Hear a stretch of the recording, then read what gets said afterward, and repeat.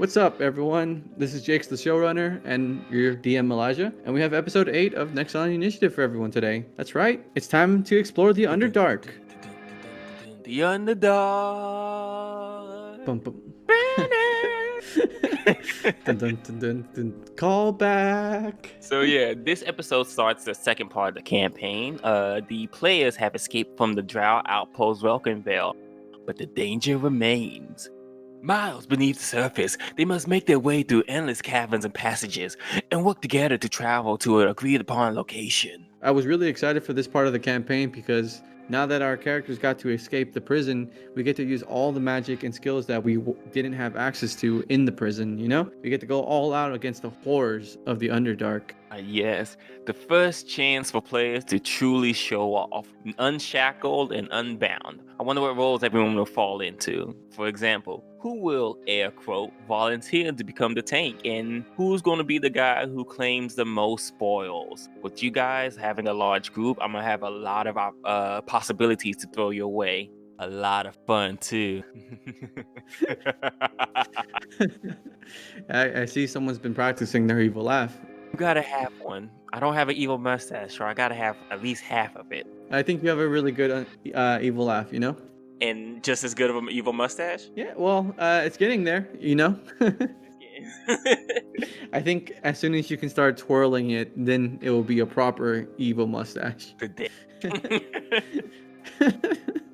So, Eli, before we start part 2 of this campaign, I wanted to give a quick update for the podcast. So we've been doing a bi-weekly upload schedule since we started a few months ago, but I've been trying to figure out a good balance to like make more content, and editing takes a long time. So I just think that it's time we go monthly so we could give us more time to build additional content. That is just fine with me, and I think the people listening will understand. Yeah, I just think going monthly is a good call, you know?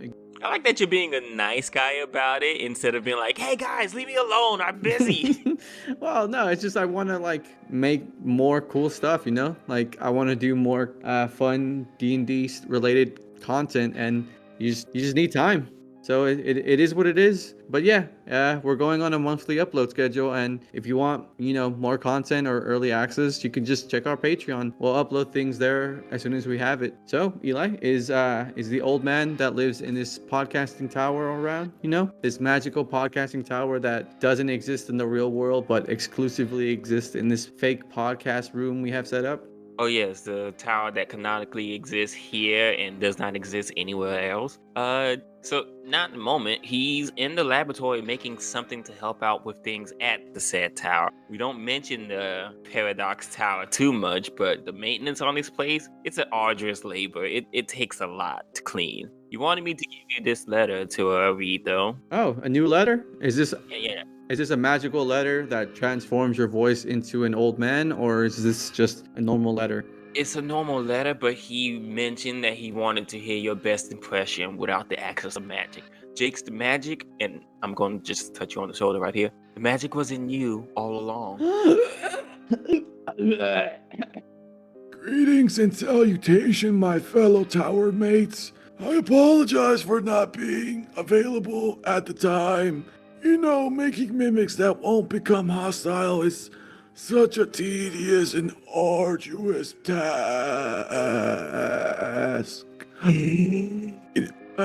Where was I?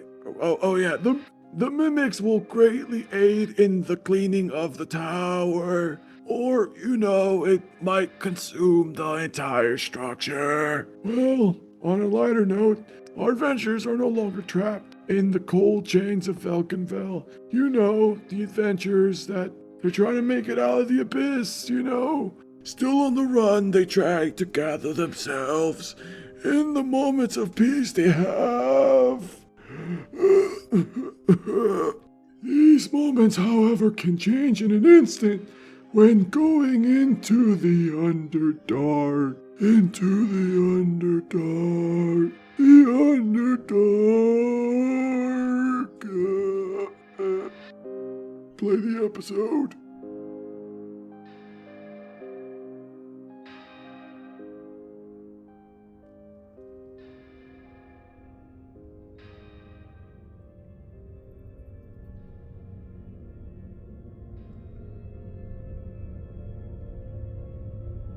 Anyway, we escaped. And we lost a lot of people. Oh, and the lady who's in charge of the prison was still alive when we escaped, and she was like, "I will get you." Ooh. I mean, when demons suddenly start attacking, your plans kind of change, right? Everything goes out the window. Yeah. So, the past few days have been a blur of panic and exhaustion for you and your companion. The only thought passing through your mind these days was just escape. Escape from the prison that held you all. Escape from the demons that screams echo through the caves, almost despite how far you've traveled so far. And escape from Ivar and her murderous threats. Taking numerous twists and turns through the tunnels and caverns that seem to expand and constrict as you traverse, with all of it being an area shrouded in absolute darkness, or here illuminated here and there by fungi and lichen that seem to have its own life and system going on in this. We cut to everyone waking up to what they think seems to be morning. It's hard to tell as there's no sunlight next to a river with campfire dying out. And you guys have a brief moment of peace as you look around each other and just think about where you all will start next. Inoki, you hadn't had a chance to notice, but along the way, you noticed your pack was heavier. And when you got a moment to sit down and look, you see that it's an entire extra bag of rations with a small scribbled note. Can you read Gnomish? I unfortunately cannot read Gnomish, so I will ask the group and say, is there anyone that could read Gnomish? Eldif is still just tending to the fire. Shushar is asleep. Darendil is washing his face, and Pepito pops up almost out of nowhere right behind you and says, I can assist. Pepito, could you read this note for me, please? "Sure." Do you open the bag? Yeah, I let him take a peek. Inside is just the extra 30 days worth of rations that you don't remember gathering from the prison. And Pepito just reads the note for a moment, stares, looks at the paper a couple of times, flips it over, and just rereads it. Like, my apologies, it's incredibly bad handwriting. This is like scribbles. You. At that moment, we both say, topsy-turvy. And as he said, we like to know you hear. He reads, "You help us. You trust us. We trust you." And it just says TT at the end of it. Yeah.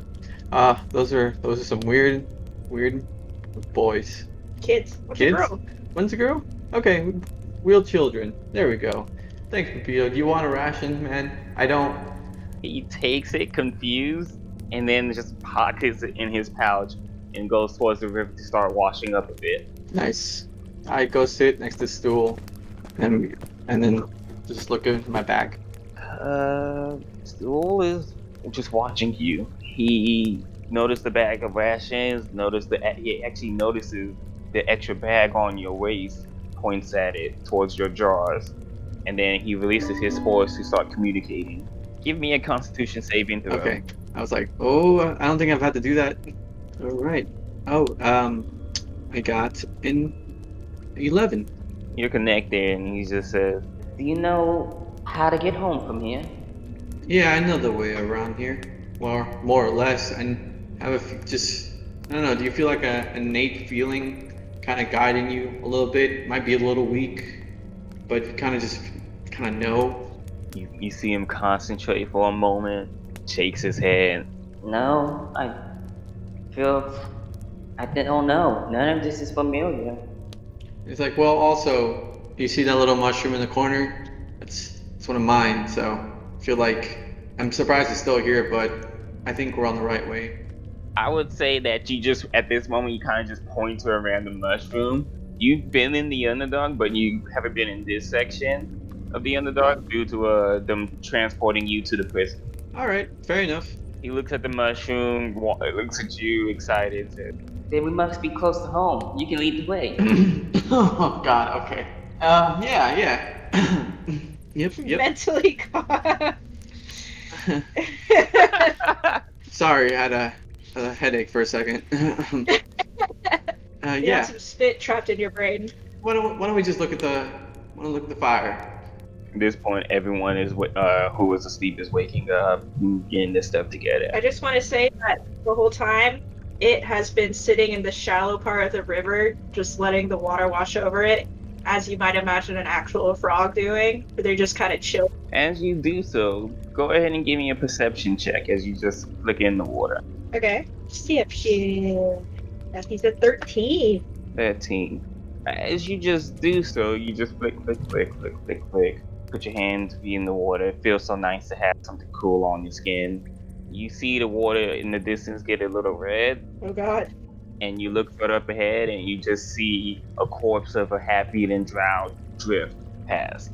But I can tell it's dead very easily. Yes, it is very dead. Is it possible for me to swim out and grab it and bring it ashore? Yes, the water is shallow enough for you to swim by real quick. Give me a strength check to try to just bring it across. You're not really fighting the water, it's just the size of it. 7. You pull and you're not making much distance with this. Shusar sees you and just kind of gets up, stretches a bit, and just swiftly submerges himself in the water and rushes to you and just holds the body. He inspects it and just says, This isn't one from the prison. This is a random drow. Poor creature. Now that it's being held still, I want to search its pockets and stuff. cool, give me an investigation check. Okay. 21. Alright, you go through. Doesn't seem like he had any kind of actual weapons or armor. No kind of gold on him. A lot of stuff seems to have gone away.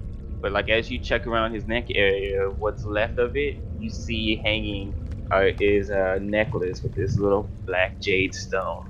I'm gonna take it, and hopefully, Shushar didn't see me take it.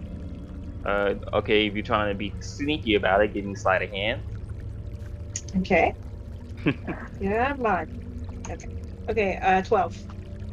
You do so, and he kind of glances down just to see the motion of what you're doing, but he just holds the body and asks, anything important about this? Should we bury it, give it proper peace, or just let it coast down the water? It doesn't respond. It just kind of swims back to shore. Shushar just kind of watches and then just mutters something under his breath and let their body continue to drift. At this point, everyone's at the fire, and it seems like most people are ready for travel. And Rapido speaks up and says, I have a couple of issues before we move on. I think we should address it for the path.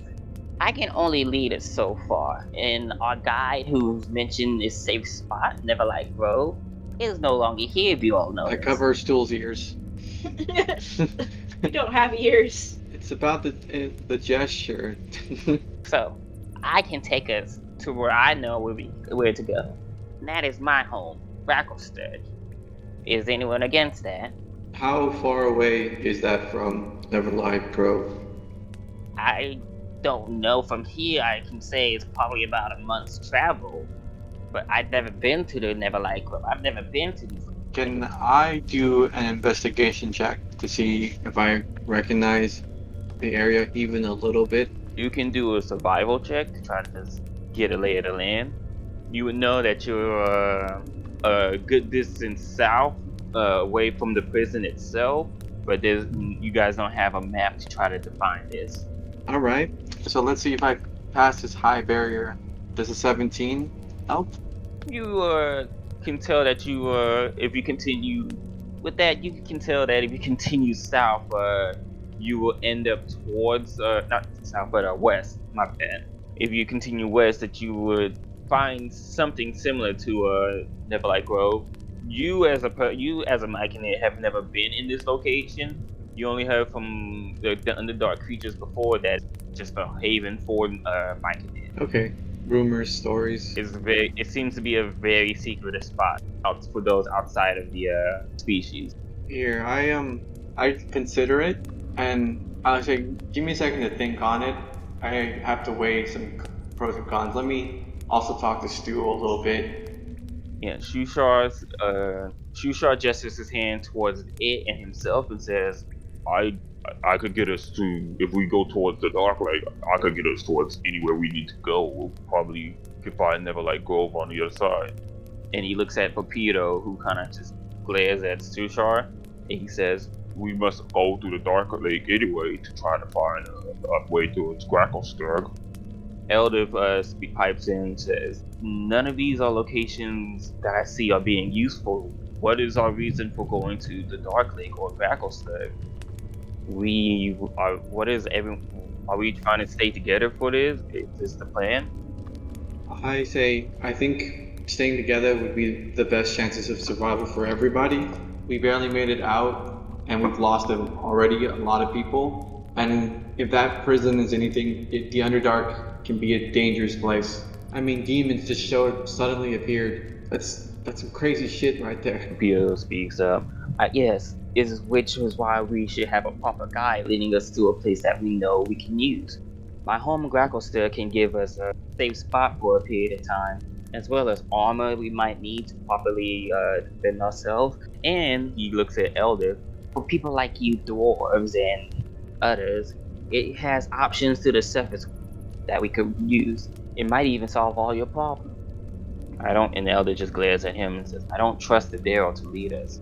You are just like the drow down here in the Underdark. You don't care about any of us. Hold on, Elder. We're not all bad. And I point to me initially, but then point to Stool. You all haven't done harm. I see it towards him. He wouldn't hesitate if it needs. What if? Come on, give us a chance. It's a huge place. There's not all potentially dangerous people. There's a lot of kind people down here at times. Maybe a little persuasion. Oh, no persuasion will needed for this. She kind of just looks at towards the group and leaves it towards their judgment. Darendale at this moment he's been quiet the whole time, but says, I know nothing of this land. I know my form may deceive you all, but I am quite a highly esteemed member of the surface world, and I intend to get back to my kingdom. I cannot guide or assist outside of what I can do in terms of strength, but if you get me up to the world, I promise my kingdom will... You have not heard of... yes, I forgot about form here. Have you ever heard of Hernandez, the beautiful kingdom? I have not. Has anyone else heard of this place? I would expect an Underdark creature like yourself to. How about you, Eldiv? Huh? Or you, Zavar, Ugesh, you two seem like you are knowledgeable people. And everyone who's from the surface world at this point, Jack, you can at disadvantage, give me a history check. Oh wait, but hold up. I have Nat 1. I'm a ranger, and my chosen terrain is Underdark. Ooh, give me a roll at disadvantage, please, as this is not the Underdark, and 2, you honestly don't remember a lot. I got a 6. I need to roll again, I think. Because I think I have the ability to roll again if I get a 1. Oh, halfling? Yeah. It's like, did you get a critical fail? Yes, but not really. Yes, but actually. Wow. I didn't want to say it, but I felt it happened. No, this isn't the worst thing that could go on, so I'm not bad. Welcome to my world. You see Ugesh trying to think, and most of the time it's bronze for him. So he's thinking of all the people he's punched all the lands, Faerun, Sword Coast, and you just kind of see a little bit like redness form on his nose, and like a small bit of blood. But Arun, you had the highest roll, which was what, 16? Everyone, when he mentions this kingdom, you've never heard of it. To those who've traveled, it's not something you've heard of. To those who studied, you've never read up on this. You guys haven't heard of this place before. It's a place we know we have to travel to, and it's far. Sure. He begins just going off into detail about these lands and beautiful forests and these creatures almost made of gold and silver. And then he starts to talk about himself and form. He knows, I know I'm not a Krakow. I know this looks weird, but I've been cursed by a terrible, terrible wizard who attacks my land. I am the prince of our kingdom, a beautiful, beautiful elf, gold elf, fabulous skin.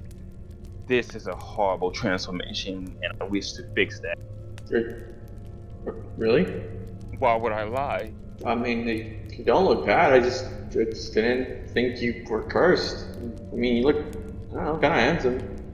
Can I roll a perception check? What are you trying to perceive? It might be insight you're looking for. Okay, roll me an insight check. 18? Ooh, boy. 18. Everyone go mute for a second. Oh. You can just message me directly, Eli, if you want. Okay. I wanted to chime in and said I was trying insight as well. Oh, I rolled a 22. Surely you've all heard about his terrible, evil ways. This wizard? Terrastor? No one? How far out was my kingdom from where you all live? I'm like, wait, Stool? Have you heard of it? Duel just looks at you and looks at the group and tilts his head. Oh, well, that was a long shot, but you never know. Shushar and Eldif just look and shrug, and Bupito says, I haven't traveled beyond the Underdark, my friend, but I would love to hear more about your kingdom later, if you like. And he snaps towards Bupito and smiles like, ha, at least you're willing to learn, my friend. I mean, hold on. If your kingdom needs a royal performer, I mean, I would like to put my hat in the ring. And you, a Myconin, capable of performance. I mean, I turn around and let him look at my sweet, spell focus. I'm like, yeah. It kind of nervously asks, how would they treat me? Grunges yourself would be an oddity, but I'm sure if you come in with the prince, it wouldn't be a problem. Not a pet? No, as a friend. Wouldn't keep you in chains like these trout down here. Good. It kind of nods to, okay. Although he looks at the Warforge and says, machinations of these kind I do not care for. I do not think you would be welcome in our kingdom. I do not. Where are you from? You do not seem to be Underdark, but I haven't seen anything like you in the surface world. I am a creation of no other. And who is your creator? Very good question. I do not know my creator. You don't know? Beast without a collar is just wild. How can we trust you to help us? Look, all I know is that on the inside of my eyelids they say, ready for war. That's it. And you sleep like this, and how does that comfort me? Sleep? Excuse me, sleep? What is the sleep you speak of? Is that a module? He looks at you and stares blankly, shakes his head, and just walks away for a moment. I do have a knack for hunting beasts. You stay on one side of the group, and I will stay on the other. I believe you'll be one of the first to snap through to the map. But what if we are on both sides of one party? What then? He shakes his head and just turns away from you. At that point, Bupito speaks up and says, so, plan. We have a location. We go to the Dark Lake, and from there, we can split routes. Those who wish to follow me towards Gracklstool could. Those who wish to follow the Myconins towards this safe haven. And he does air quotation marks when he does this. God, you're so rude sometimes. I'm merely just worried about our destination. I mean, was the air quotes necessary? I mean, come on, am I right? And I look at like Eldif and I'm like, yeah, you know anything, right?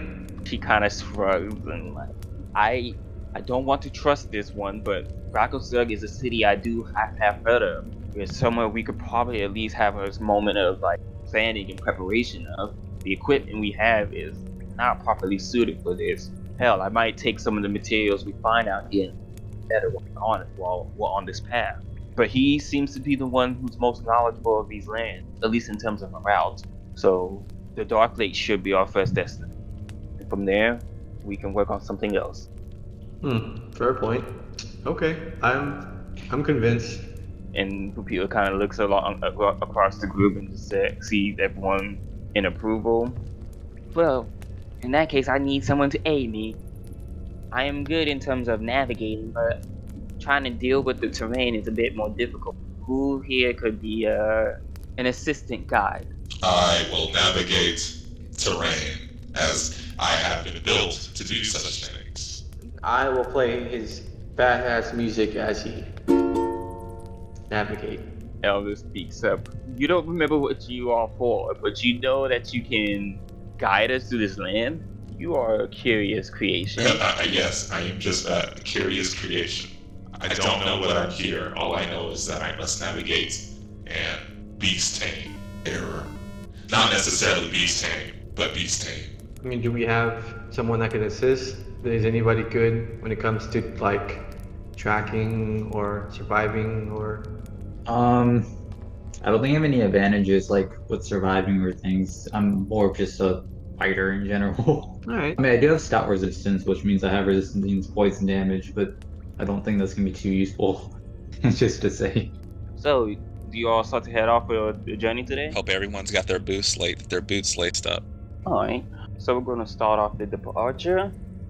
First things first, I need to know, do you guys plan to move at a fast, normal, or slow pace? The fast will allow you to cover more ground with the exchange of having less perception towards things. Normal pace, you go at a normal pace. Slow, you all get to roll for stealth, and it will be slower, but you get to notice more and be better prepared for anything that may come your way. I vote for slow, in my opinion. Yeah. I go slow. Definitely stealth. Yeah. So just I don't want to run. Not in a rush. Okay, so Jack, with the you get to add Computer's the one guiding. So go ahead and give me a survival check. Just a straight survival? Yes, and this is for the Underdark. So if you have any kind of bonuses from your stuff, you get to roll at advantage. Oh, sweet! Hell yeah! I get advantage. That's a 19. 19. Okay, you guys head off, and with Krav and Baputo leading the way, you start trekking. I'm going to go ahead and transfer y'all to the next map. Ooh. So you guys Pathway. keep traveling. The terrain is always shifting as you move along. At some point, you realize that you have to traverse through a cavern, and as you exit towards the area of the cavern, you see this large cave area covered in webs. And at this point, Pupilla kind of just stops and look around. You start seeing him kind of jump towards sides of the walls and see if there's any other path just immediately, and he curses and looks towards the group. We might have to traverse through some webbing, and that might lead towards some creatures we are not fond of. But I don't see another way unless we go back and try to go around this cavern, and I don't know how long that'll take. Stool kind of moves towards the area, or moves in and starts messing around. He pulls a stick and touches the ground and watches the web kind of cling to the stick. And as he pulls, he loses grip of it and falls backwards. Whoa, easy there. I mean, everyone else see that? It's intense webs. So it's all over the floor? Yeah, it seems to be in numerous spots, on the floor, on the walls, on the ceiling, and you can see that it will take a lot of time doing so, but you could try to get through it with limited trouble. Can I what's the visibility like? Currently, you all are in complete darkness without whatever illumination you have. Those with dark vision can see normally. Those without need some sort of light source or at disadvantage. Here, I can help with this if everyone's okay with this. I have quite a useful cantrip in my arsenal. Is it light? It is light. Let there be. Yeah. Not just light, and then I do a little jig, but dancing light. Describe your casting process.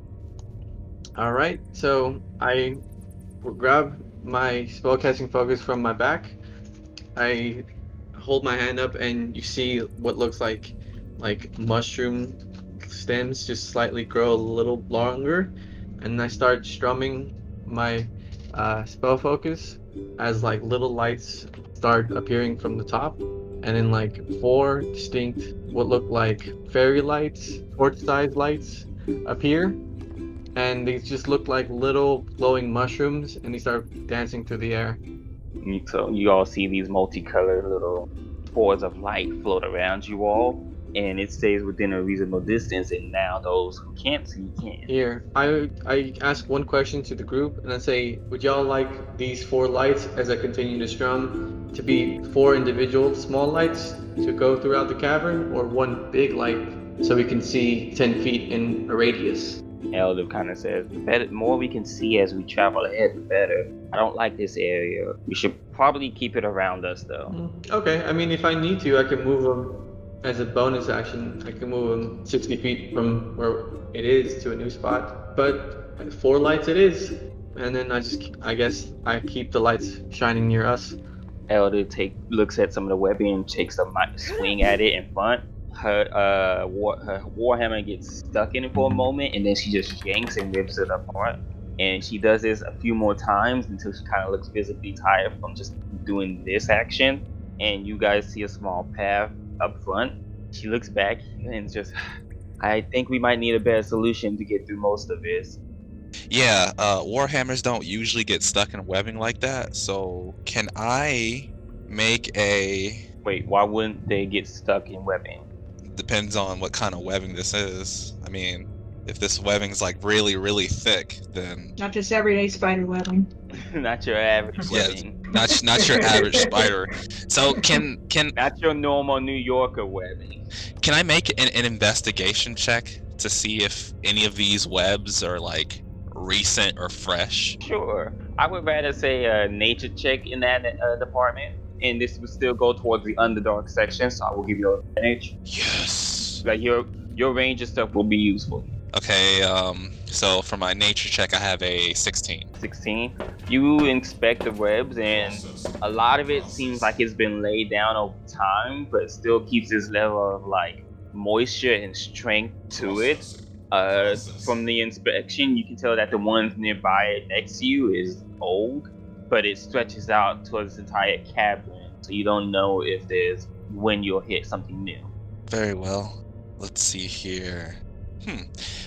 Can I look around to see if there are like any tracks of any animals of some sort? Do you want to use that same that same nature check? Sure, yes. 16. Around you, it doesn't seem like there's any other creatures. Hard to tell to find any kind of tracks with the flooring the way it is. Most of it being webbing and the rest of it being kind of like stone. Okay. Alright, well, if anyone else wants to do anything, I've run all out of options for now. I mean, I could talk shit to the webs. Do you think they'll respond to vicious mockery? Well, I would. See, that's the thing. It could be an inanimate object that just got transformed by someone else, but it could probably still hear you, so... You know what? I'll take Crab's advice. If it's alright with the group, I'll unleash a vicious insult at this web in front of me. You cast the magic for vicious mockery, and you kind of just see, you feel that it doesn't take any kind of hold, but what kind of insult do you give the web? I'm like, ugh, look at this bush league web. What are you, cobweb? Corn on the cobweb? Your well-delivered insult falls on web ears. Well, I tried. I'm a little out of practice. So do you all continue through, or do you try to go spend time finding another way around? It is going to pull out its candle. It says fire.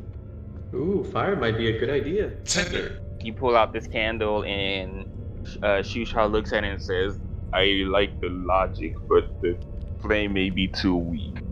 And to which Elder just pulls out a torch, grabs a little bit of this animal skin in her pouch, wraps it around, and then it catches flame on the torch. You start to see her move her hand towards it, and it takes a quick second, but you see the web dry out in the pathway in front of the fire and just break apart. She looks back and says, it'll take some time, but we can get through for most of this. Do you have anything, Yogesh? I mean, I have a dagger. Some tinderbox and oil. Yeah, I have a tinderbox as well. Oh, I do also have that. Yeah, tinderbox. But that's about all I got. I mean, I can try chopping through it with the battle axe, but if a warhammer got stuck on there, I don't know how much more effective. Well, I guess the axe is sharp. I don't think we should increase the amount of flame right now, even if it takes us a while to get through these webbings.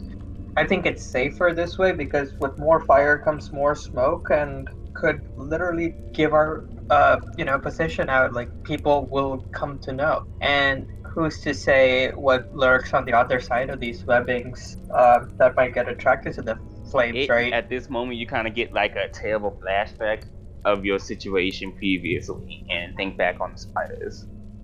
I vote to just take it slow and not give away our position, even if it takes a little longer. Plus, this is a closed area. We might choke to death. Well, technically, you guys might choke to death.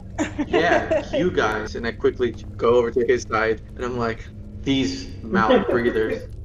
So I just show up next to you and like nudge you. I mean, I'm all for waiting, take it nice and slow. I'll keep watch just to kind of be on the lookout and see if there are guards following us or any other dangers lurking out there. Okay. Players, I need marching order. I'll be up front. I'll be in the back. I will be in the front. It's happy to be in the the back, kind of keep track of what's behind. Okay, I will be where I need to be.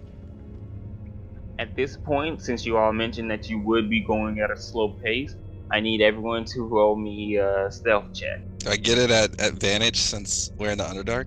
What is it that you have again, Jack? Underdark survival? Favorite terrain. Yeah, I have favorite terrain. Oh, cool. Do you have access to that right now so you can check on that? Let's see here. I do. I rolled a 11, by the way. I rolled a 22. I roll a 21. I got an 11. Okay, so check this out. Let's see. While traveling for an hour or more in the favorite terrain, you gain the following benefits. Difficult terrain doesn't slow your groups down. Your group cannot become lost by magical means. Even when you are engaged in another activity, you remain alert to danger. If you are traveling alone, you can move stealthily at a normal pace. You forage, you find twice as much food. While tracking other creatures, you also learn their exact number, their sizes, and how long ago they passed through the area. So I will just roll a single d20 for stealth. And I'm loud. I'm loud as fuck. It's more of a. I'm taking your total group stealth roll and averaging them. He's taking the average. Oh no, Jack's that student that really benefits from the curve. It's like, all right, guys, let's move at a very slow and steadily pace. Just boom, boom.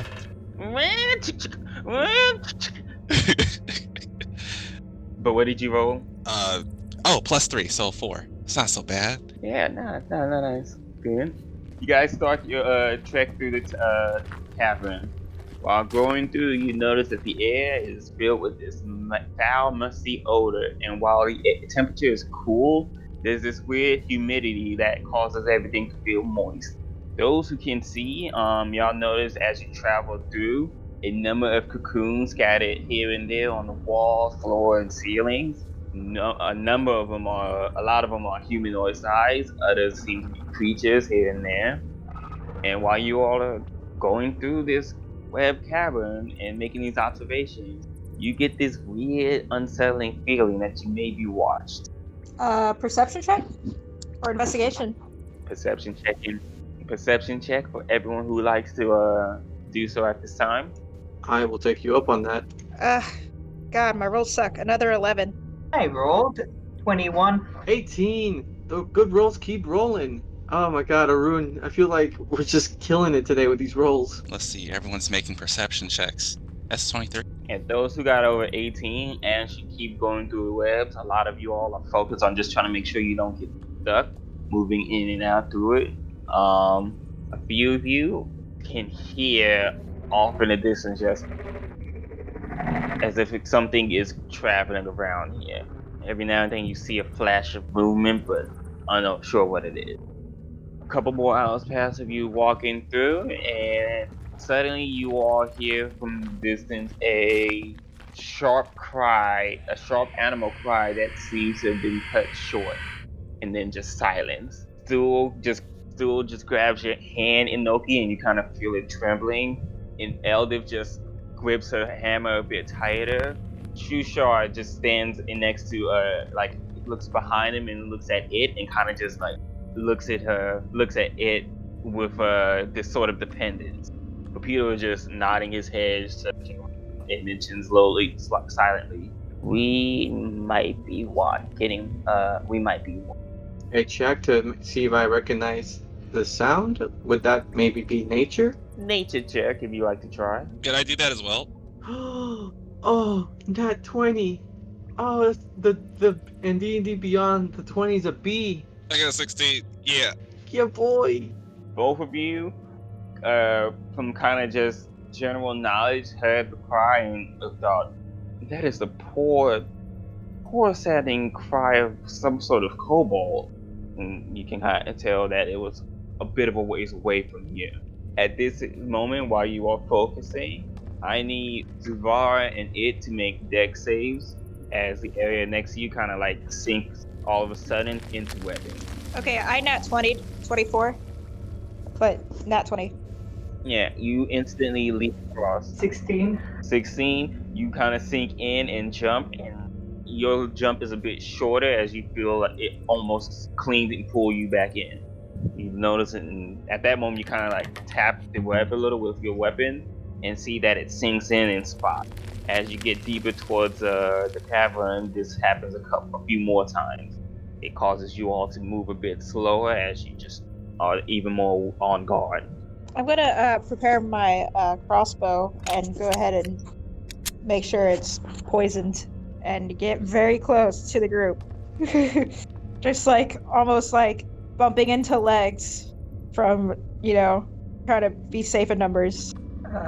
I'll equip my dagger on one hand and my shard sword on the other. So as you all kind of grow tenser on the sounds nearby and the momentary trap, those up front, give me a perception check. Is this this is what I get advantage. Well, yeah, I get advantage, and it doesn't matter. So Ugesh, what you got? I got it 12. Oh no, I got an 11. No. You guys stop for a moment to hear, like, just listen. The only things you can kind of hear is what you're breathing nearby, crackle of Elder's torch as she pulls it out and lights it once more. At this point, she starts walking around in a small circle and burning some fire, trying to at least get a little section of solid ground. And you all stay next to each other, back to back. I don't think starting those fires would be such a good idea. We're supposed to be trying to stay hidden. I think whatever we're hiding from knows we're here, and I don't want to. And at that moment, several spiders leap from the shadows, waving their legs towards you. He said several spiders, Oh, man. not one. 8-legged freaks. Does not sound good. Why is it always spiders? What? Man, it's always spiders. I'm sure they're just trying to be friendly. Yeah. Roll initiative.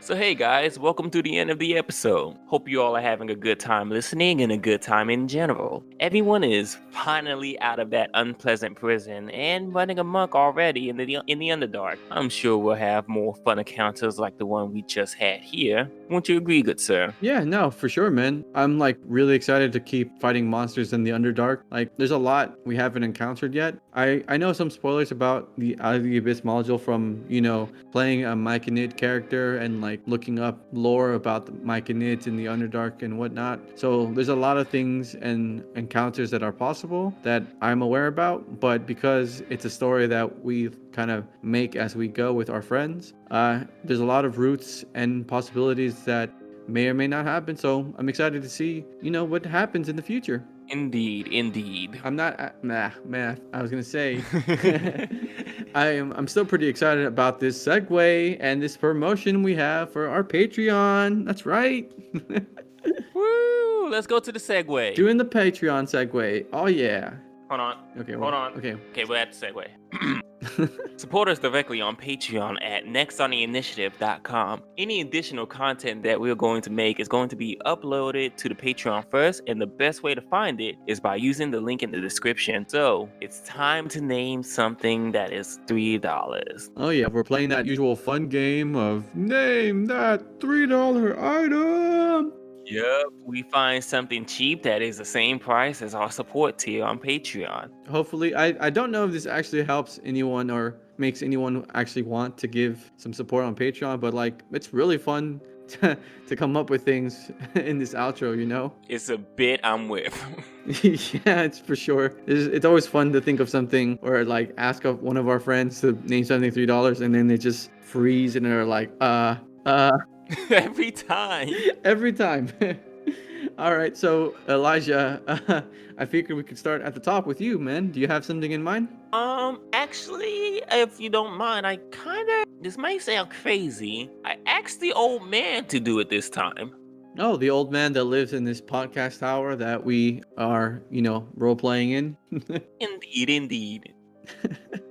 That's cool. Go get him. Yeah, man, I'm cool with that. What does the old man that doesn't have a name have in mind? Hello, is I the wizard of the podcast tower? I've fallen and I can't get up. Better fall, all the worse for old people. Can we talk about how Featherfall might be a nightmare for an old person to fall in? The ever slowing fall. Oh God, actually.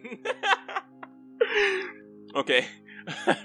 Hello, it is I, the wizard of the podcast tower. How do you all fare?